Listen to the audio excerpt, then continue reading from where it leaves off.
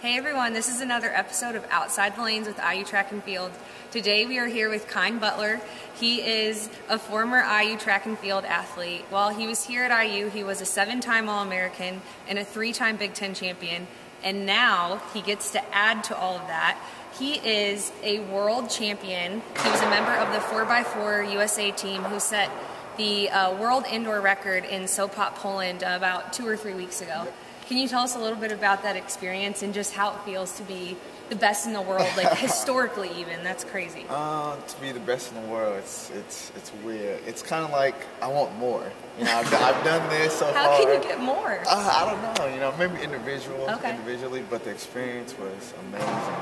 There was a lot of pressure, a lot of anxiety, but you know, with my good friends from the 4x4 team, we just all put together and made things happen. Awesome. Now, so prior to USA Indoors, you weren't even sure if you were going to run. Yeah. Is that correct? Yeah. A week before USA Indoors, a coach called me, one of the USA coaches called me and told me that they were putting me in the 400 at USA. Oh my gosh. Which I have not ran any type of 400, 200 at all the whole year. So, you know, I practiced maybe a week in the 400, went out to the USA's and placed third. Oh my gosh. Yeah. So you just kind of accepted that challenge. Yeah. You know, the coach really believed in me. He saw potential in me, and he let me in the meet. Awesome. So up until that time, what had you been focusing on? Kind of, what was the transition like coming from IU and transitioning to a post-collegiate athlete where, you know, maybe you don't have the security of like a training facility or coaching? It was hard, extremely hard. You know, I went from training here at IU to going back home, living with my parents, training with my high school coach.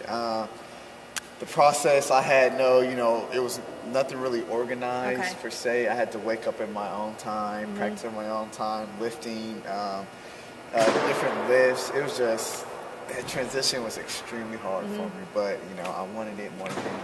Yeah, so you just have that self-motivation that allows you to do that. What I've heard is that with some of your winnings from the indoor championships, you're going to be donating some of those to a non-for-profit. Can you talk a little bit about that? Absolutely. Well, it's my non-for-profit organization, which is called Be Kind, which is targeting athletes in middle school, high school, preferably, and hopefully college, where if they don't have equipment via clothes, shoes, basketballs, you know, my nonprofit will go in and, you know, help these guys out. You know, I'm just trying to give everyone a fair chance. I want them to see the world as I've seen it, and hopefully by just giving them a pair of shoes, you know, that keep them motivated, talk to them a little bit, and live out their dreams. That's awesome. It's really cool that you've been able to give back, and hopefully in the future other people can kind of join alongside of you and help grow that non-for-profit. One more question I have for you is, what advice would you give to aspiring post-collegiate athletes? You know, you've talked about how the transition is a little bit difficult. How can they kind of find their way in the post-collegiate world? Well, yeah, it's extremely hard, very difficult. But if you truly want something, if you truly want to live out your dream, you have to go for it 175%. No, you cannot waver.